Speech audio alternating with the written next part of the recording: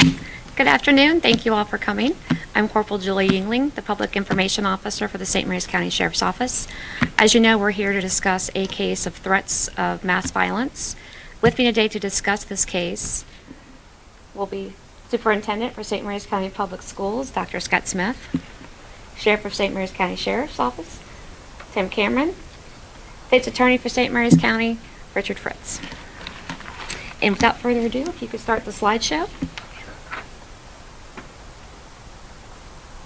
And I will turn this over to Dr. Smith.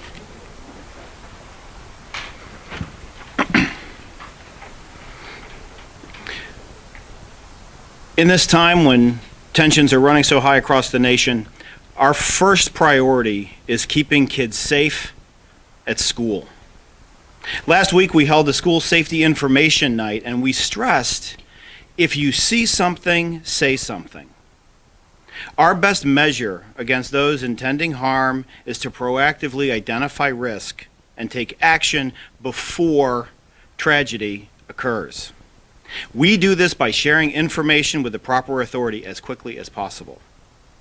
This is exactly what happened shortly before midnight on Thursday last week. A concerned community member reached out to an SMCPS administrator and shared that students overheard two boys talking on the bus about the recent school shooting in Florida and discussing how they would have done it differently. The Office of Safety and Security identified the two students and contacted the Sheriff's Office to conduct a home visit. The students and their parents were served a verbal no trespass order for all St. Mary's County public school buildings while the investigation was being conducted. And all of this happened between midnight and 6 a.m. On Friday morning, SMCPS staff arrived at work, pulled the bus video, and made it available to the Sheriff's Department for their investigation. And at this point, the investigation was in the Sheriff's hands, and I will ask Sheriff Cameron to discuss the investigation. Sheriff Cameron. Thank you. Good afternoon. I'm Sheriff Tim Cameron. On Thursday, February 15th at approximately 2:51 hours, two male Leonardtown High School students were on the afternoon bus ride home and were overheard by witnesses discussing the recent shooting in Parkland, Florida at Marjory Stoneman Douglas High School. The two students made statements that they would bring guns to school and had the necessary tactics to exceed the number of persons killed at Marjory Stoneman Douglas High School. The St. Mary's County Board of Education's Office of Safety and Security contacted the Sheriff's Office on Friday, February 16th, a little after midnight, and relayed the stated threat made by the two students. At 16 minutes after midnight, deputies went to the homes of both students and spoke with the students and their parent or parents. The students denied making a threat. The parents or parent assured deputies that the students had no access to firearms. Both students were directed not to go to school in the morning and wait until they were contacted by the Board of Education. The morning of Friday, February 16th, Corporal Angela Delosier, the school resource officer at Leonardtown High School, continued the investigation. Corporal Delosier, please come up and join us. Every passenger that was on the bus with the two juvenile suspects the afternoon prior was interviewed by Corporal Delosier. Corporal Delosier was familiar with the suspect juvenile students and in fact had addressed concerns with a parent or parents in the past concerning social media posts with the juvenile students posing with firearms. Corporal Delosier then briefed Assistant State's Attorney Daniel White on the case. Investigators were directed to obtain search and seizure warrants for the home of David Fairfax, the parent of one of the juvenile student suspects, and the person of juvenile suspect number 2. On Friday, February 16th, at about 7 p.m., Sheriff's Office personnel searched the home of Mr. David Fairfax in Leonardtown, Maryland, and his shop, which was in the rear of the house, and part of his business for which he has a federal firearms license. Pursuant to the search warrant, 39 unsecured firearms were seized. These include a handgun in the 14-year-old son's room and a handgun in the room of the 15-year-old juvenile suspect student's bedroom. Firearms that were secured were not seized. On Tuesday, February 20th, Sheriff's Office detectives briefed and met with the state's attorney, the FBI, the ATF, and the Board of Education. Detectives were then directed by the state's attorney to apply for an additional search and seizure warrant to seize all firearms and firearm parts from the home and shop of David Fairfax. At about 3:45 hours that same day, the search warrant was executed, and pursuant to that warrant, an additional 25 firearms were seized, 8 shotguns, 9 rifles, and 8 handguns, as well as gun parts, gunpowder, ammunition, and suppressors. Subsequent to that, 2 juveniles have been charged with threats of mass violence, and Mr. Fairfax has been charged with reckless endangerment and a firearms violation. The state's attorney's office, I'm sure, will have additional comments about that. It is the aim of the Sheriff's Office and our personnel every day to ensure the safety and security of our students, the staff, the teachers, and the administrative personnel, and we take every threat very, very seriously, as we have in this case. I cannot say this enough or emphasize this enough. The see something, say something works. And in this case, someone heard something, they said something, and immediately the communication began, which begot where we are today. I'd like to introduce the State's Attorney for St. Mary's County, Mr. Richard Fritz. Thank you, Sheriff. Ladies and gentlemen, I can assure you that the State's Attorney's Office takes this case very seriously. This is a prime example how young people can become involved and can bring safety to their school system. This case would have never been determined unless it was for the young people who reported it to the authorities that allowed us to act. I think it's really great when you have the school system, the sheriff, the federal authorities, the ATF, the state's attorney's office, the FBI, that all come together instantaneously and move in order to quell a situation that could have become extremely tragic.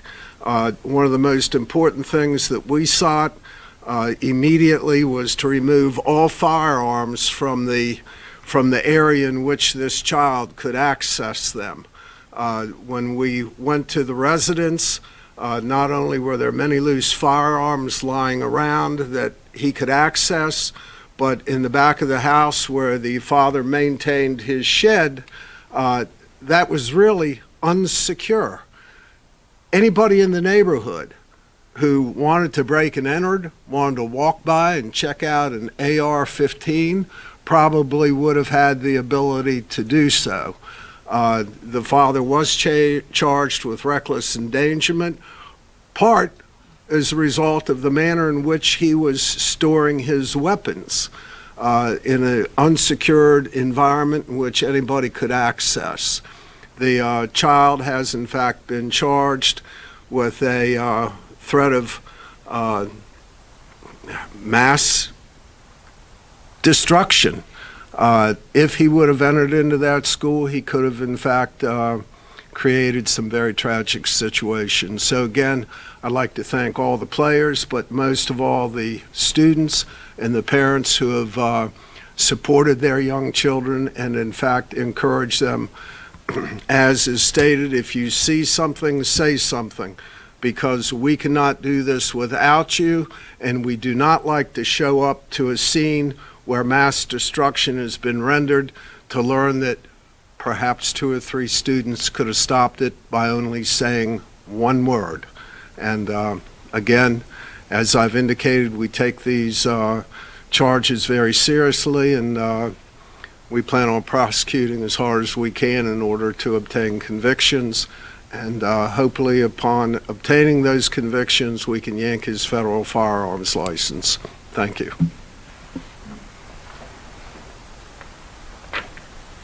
And if I could, just to conclude, prepared remarks and then whatever questions may follow. This is an example of a communication system working as intended. But it is just one incident, and we know there will be others. We must all be engaged and vigilant and working together. SMCPS does this by partnering with the St. Mary's County Sheriff's Department and the State's Attorney's Office to share information in real time. And ultimately, we talk to our community members and our parents. We ask that you talk to your children, that you discuss their day over dinner, that you review their online interactions and their social media, and ultimately, when you see something, say something. And thank you very much.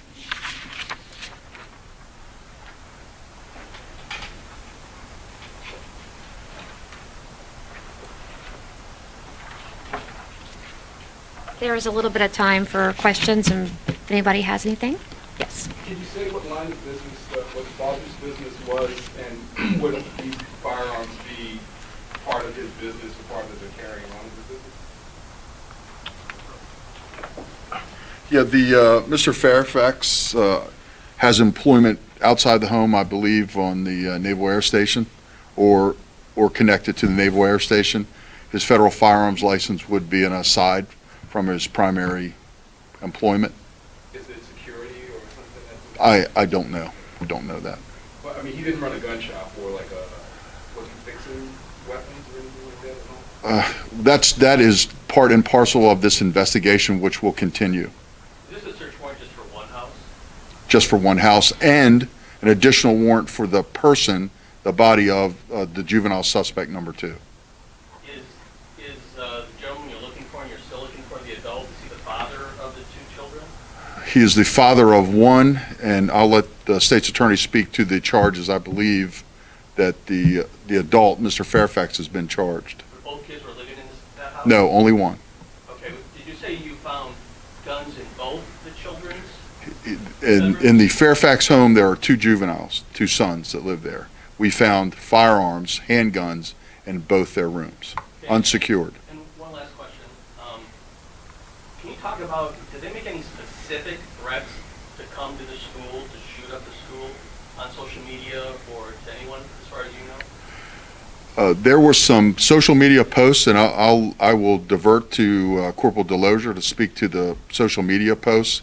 I don't have any information other than what I said in my prepared statement about the commentary, the statements made on the bus. Do these teens have any disciplinary problems in school? Well, could you answer my question? Yeah, she's coming. First? Thank you. In relation to the social media post, the threats were not specific.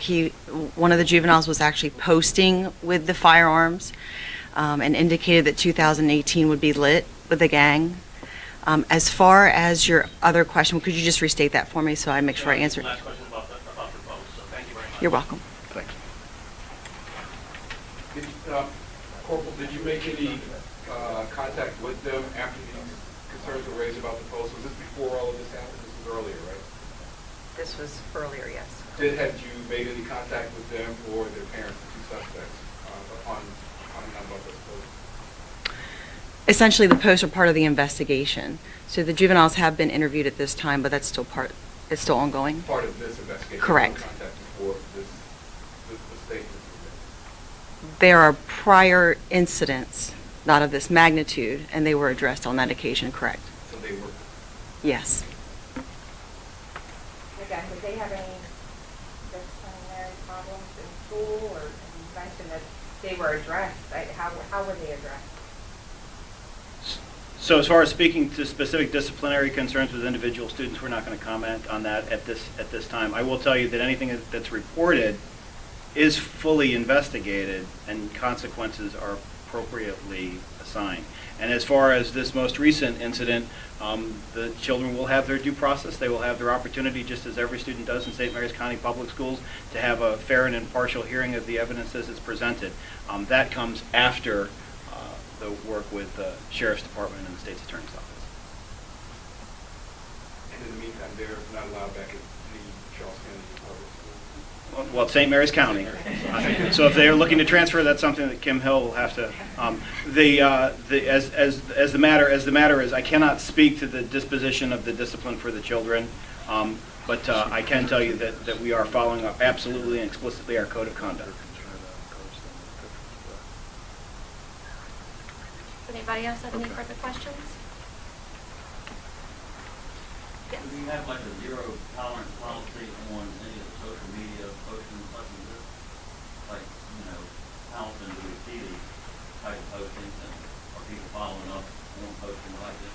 Seems like we need to have a zero tolerance on any of these social media postings. So any credible threat that's posted on social media and reported to school administrators or staff is investigated by school administrative staff, and then in turn and with coordinated effort with the sheriff's department. We receive on a routine basis social media posts from people that are deemed to be threats, and we do follow them up accordingly. Any difference in the procedures in schools going forward now? More SROs or anything like that, or? Well, it's always a question of funding.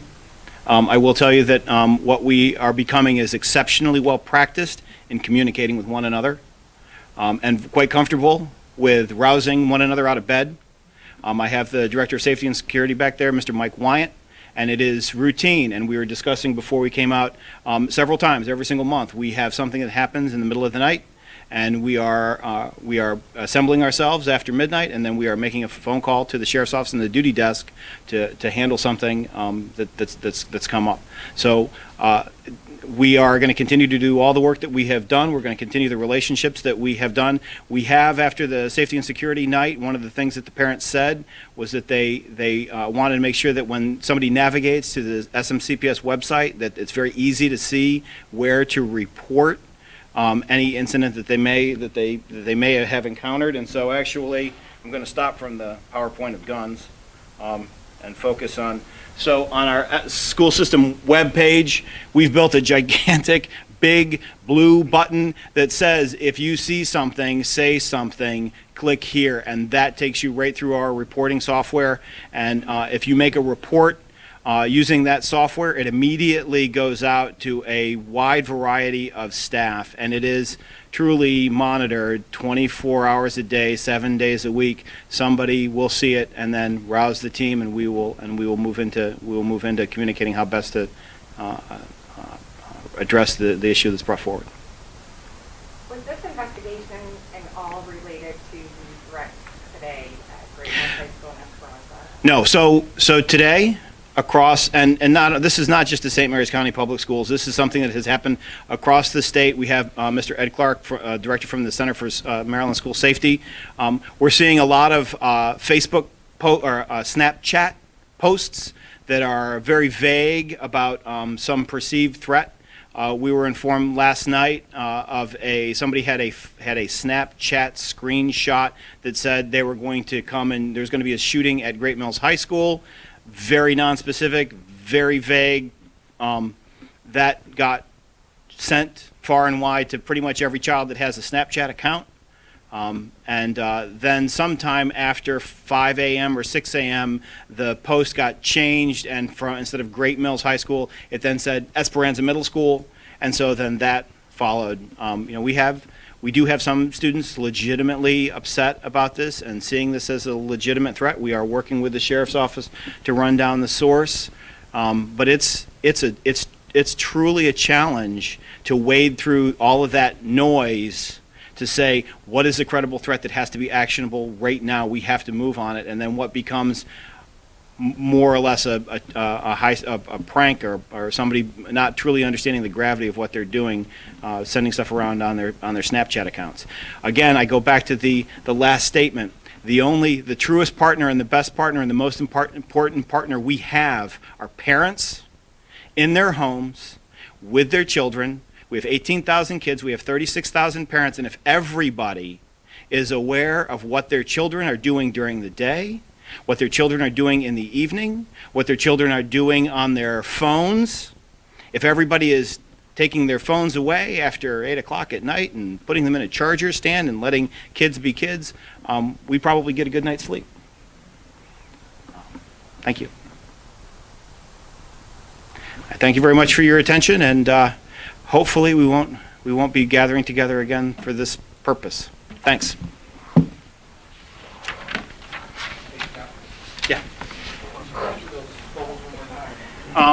Yeah, can you keep the photos up Yep, of the sure. weapons so we could shoot I'm them? gonna- Thank you. Yeah, go ahead.